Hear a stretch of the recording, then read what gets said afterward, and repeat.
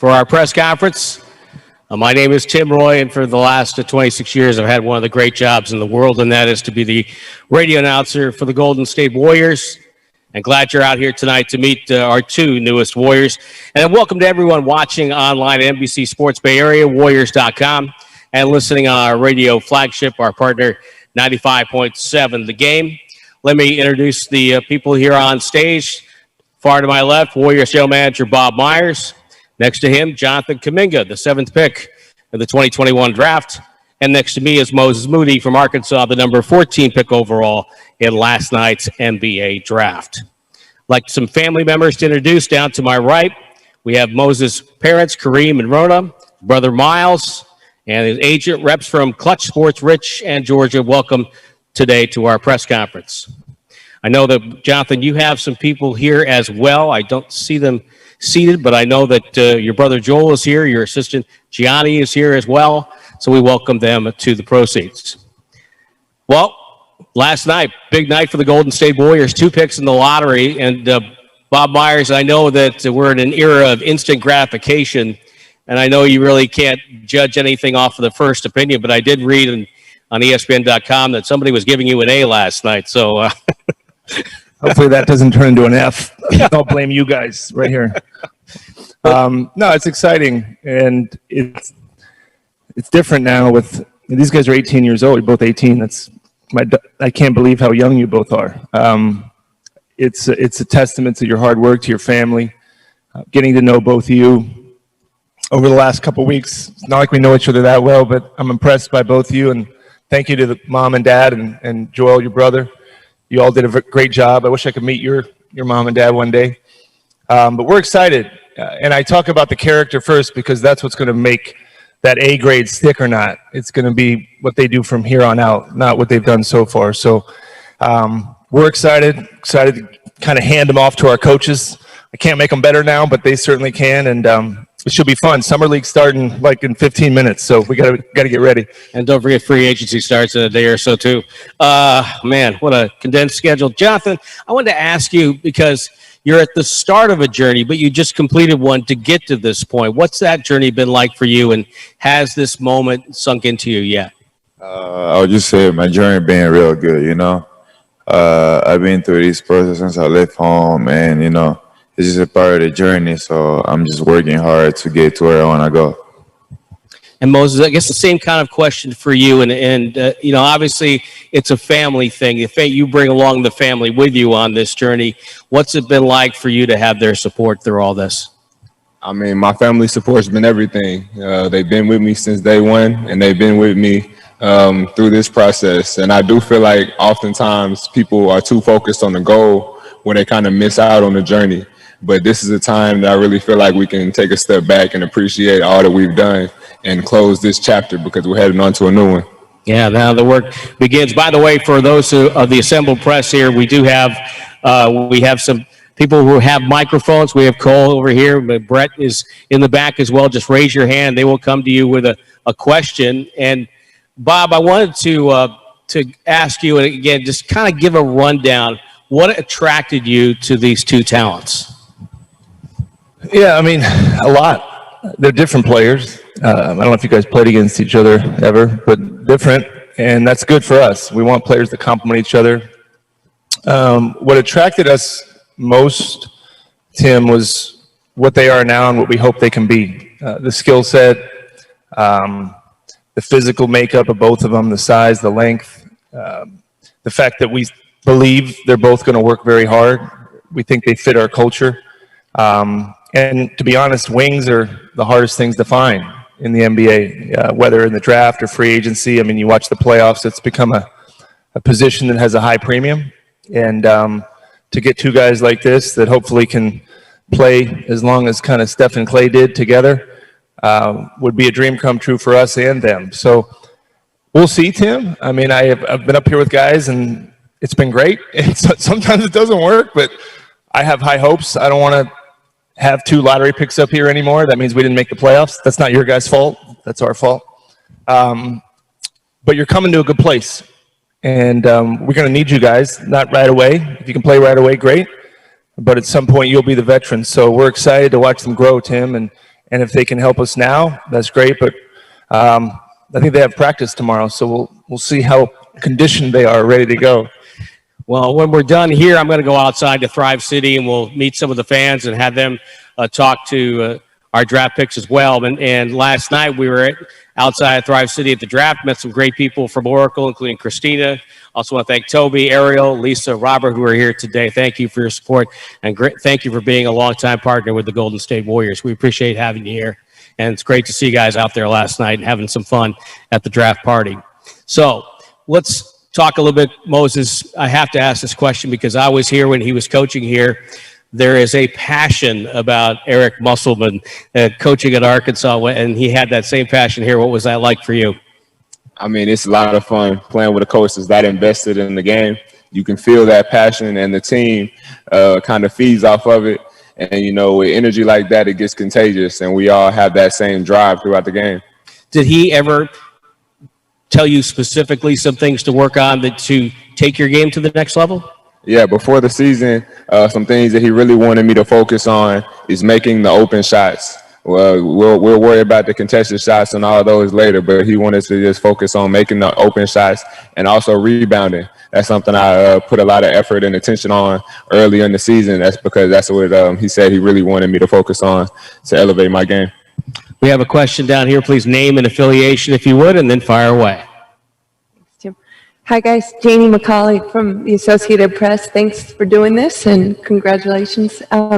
Jonathan, how much was the time with the Ignite, how much was the development process something that you thrived on, not only on the court to prepare, but off the court, some of the things that you got out of that? And Moses, to follow up on Tim's question, for you, just how did Eric Musselman prepare you, or since you've been drafted, even talking to him about what it's like with Golden State? Basically, just going to the G League, you know. It's something I wanted to do since I was in high school, be a professional at the young age. So when I got to the G League, I feel like they prepared me through pretty much everything on and off the court, especially having vets like Jerry Jack, Amir Johnson, and coaches that have been in the league before, like Brian Shaw. So I felt like that was a good decision that I made in my life to go out there, that prepared me to be more mature off the court, on the court, and just know how to take care of myself, surround everybody. Mainly the things that coach have done since the season to help me and be ready for the Golden State environment. He's talked a lot about the people. That's not necessarily just saying the coaching staff, even though that is something he has talked highly about, but just the environment, all the people around that, the whole atmosphere. And that's something I'm excited for, and that I got a good feel for all the way up into this process. Our next question. Logan Murdoch of The Ringer. This is for both rookies. You guys are coming into a situation where this team wants to contend for titles. How do you guys mentally prepare for that? And you guys have never been a part of the NBA before. How do you mentally prepare for something that you haven't been a part of yet? I mean, we've still been playing the game for a while. You know, we like to win, so I don't see a better situation than going into a team that also does a good job at that. I mean, we're young guys, so I'm definitely going to try to develop and see how I can fit and help the team do what they want to do. But early on in my career, that's what it's about, finding my spot. Basically, like you say, there's going to be a lot of expectation for both of us as a rookie and as a team that go on to the final, right? But we just going to work hard and do whatever the coaches want us to do to help the team to win. Again, if you have a question, raise your hand. The guys will get to you as soon as possible. We have one here on the aisle. For Jonathan, again, congratulations. Thanks for doing this. What does it mean to you to be one of just a handful of Congo-born players to make it to the NBA?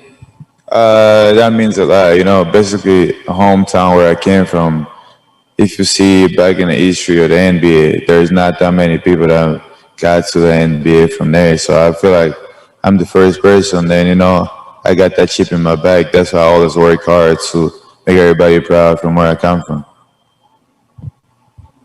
You know, Bob, I wanted to ask you, obviously Joe Lacob was down front, and I see Larry Harris in the back. Talk about the collaborative effort that you guys have had to do, and especially over the last couple of years because of the pandemic and how it's made it more difficult to kind of do your job? Well, I would argue, Tim, we've spent too much time together lately. Can't spend that much time with people. Collaboration is a kind word. There's also debate, there's disagreement, but I love our process. It's not just those two guys. It's Kirk Lacob, Kent Lacob, Mike Dunleavy. We got a great group of scouts. We involved Kenny Atkinson in this process. I don't know if he's here, but he felt like he was part of the front office. So we really do value everybody's opinion, not just Joe or myself. We give people room to speak without judgment. Ultimately, we have to make decisions. But that's my favorite part of the job. Hopefully we got this stuff right. But who you work with, who you get to be around, that's what makes any job fun. And I love this part. I love this part of the year. It's really hard. It's exhausting. There's stress. You know, you half the people say you did a good job, half people say you didn't. But who you do it with gives you confidence in your decisions. And I'm fortunate to have such a great support staff and everybody that I get to work with. We're really team-oriented, so it's not just me making the decisions. Another question? Marcus Thompson with The Athletic. Moses, Bobby Portis just won a title.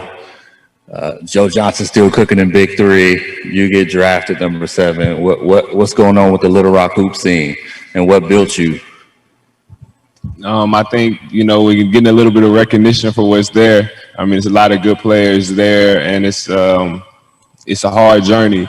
Just given, I've been in LA training and doing some of the best training I've done in my life, but I'm in the gym with guys that's 3rd, 4th grade, so that they're getting that work since that. But we in Arkansas side, so it's kind of a disadvantage and makes you have to work that much harder. But we got here.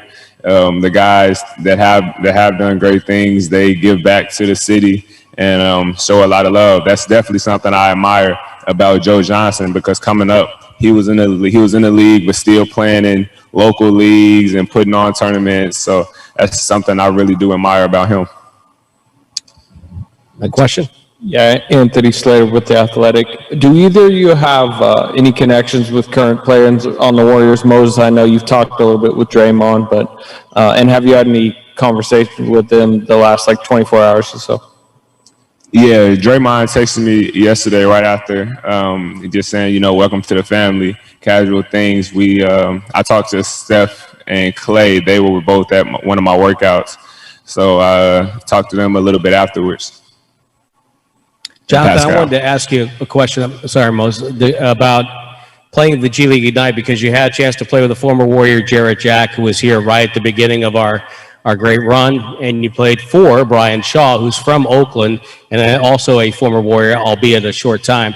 Was there anything in specific that you learned from them, or they were talking to you about to try to make you a better player?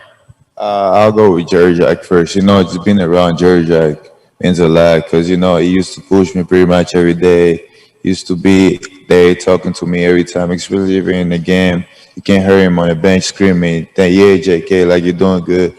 He was helping me with my pace of my game, coming out of high school to the G League, different paces. So he was really like a mentor to me, especially Brian Shaw. In practice, always pushing me, helping me pretty much on every little thing that I needed to become more successful and the best I can be. And did Jarrett Jack ever show you his shoe collection? His shoe collection, Jarrett Jack. Yeah. He FaceTimed me one day when he was back home, and he had shoes all over the house, not just in the closet. Yeah, he's crazy. He's got one of the best ever. Let's go down here to Nick. Guys, Nick Friedel, ESPN. For each of you, what do you feel like your skill for the NBA ready is most right now? I would say, I'm still 18 years old, but I'm just here. I'm going to work hard, and, we're going to see where the future holds for us. But I feel like we're both ready to go out there and compete as hard as we can. Yeah, I'll probably say my most transferable skill is shooting. That's what I do, and I feel like that's what I invest a lot of time in. So I feel like that's a skill that can really translate. Other than that, I do feel like I'm adaptable and I can make it work depending on the situation and really figure it out. So those are two skills that I think will help me and carry me along up to this journey. Next up. Last night, Bob said that Draymond pushed to get both of y'all in the building. How does that feel to have that endorsement? And do y'all feel like kind of pressure that Draymond is like, y'all want them? Is there pressure to perform when he pushes for y'all? Yeah, it's definitely a good feeling, especially with Draymond. We all know he's not going to show hiding emotions. He's going to keep it real at all times. And someone that genuinely feels that way about us, that knows so much about the game, and a guy that's done as much as he's done to really believe in us, that's definitely extra pride and motivation to succeed. In the back. RC Davis, Warriors Radio, Warriors Sound. This question is for both of you. Who would you guys say you grew up trying to emulate your game after? Just a couple of guys. Just me growing up back home in Africa, you know. We didn't get a chance to watch so many people like that, so growing up, there was Kobe, still a legend. That's the only guy who was real, like, legendary and well-known pretty much over. And I think that's the only guy I really used to watch and trying to imitate my game to him. There was a lot of different guys that I like to take different bits and pieces from. I did like Kobe. I liked Kevin Durant, Steph Curry, just different things from different guys. Devin Booker is a guy that I really like. CJ McCollum, DeMar DeRozan in the mid-range. Good guys to like. But Jonathan, you had an encounter with Bismack Biyombo that kind of put you on a path. Could you talk a little bit about that? I didn't really get a chance to talk to Bismack like that, but I met him because I went to school where I used to go to school with his little brothers and stuff. That's the only time I really got to talk to him. Any questions? Bob, when you consider the way a draft goes, and in every draft situation, maybe there's a little wrinkle here and there. What was the experience like last night? We don't usually have 2 picks in the lottery. It's pretty uncommon. And you never quite know. I see what the media sees. I see what the fans see. You're wondering who's going to go before you or who's going to maybe go after you. I had no idea that either of these guys would be there when we picked. But we do our board, Tim. We have our rankings, and we just follow that. It's still fun. I mean, it's the job, but we like watching the draft just like anybody else. Love watching the players in their suits. I can't pull some of these suits. Well, I could wear what you're wearing, Moses. I could do that, but I don't think I got this suit in my wardrobe here. But it was fun. I mean, I feel old, honestly, watching the draft. I sat at a lot of those green room tables 20 years ago with some players, and the outfits keep getting better and better. So it was a lot of fun. It made me feel old, but as far as our job, it's stressful, but it's fun, and we're just very happy with the result. Yeah, I saw a turtleneck last night. I can go back to my closet now and dig some of those out. Let's go to Monty. Monty Poole, NBC Sports Bay Area. For both of you, how often have you been to the Bay Area, if at all, and what do you know about this area? When I went to the G League, I used to stay in Walnut Creek. It's like 15 minutes. You just got to cross the bridge and you're here. So I'm kind of familiar to the area. I mean, it's a cool area, but by the time I was here, there wasn't nobody. It was a pandemic time, so. Yeah, I haven't been here too many times. I've came through, had some tournaments and all, but I really do like the area, the weather. I got to go see the Golden Gate Bridge. That's the first thing I got to do. Anybody else on the docket there?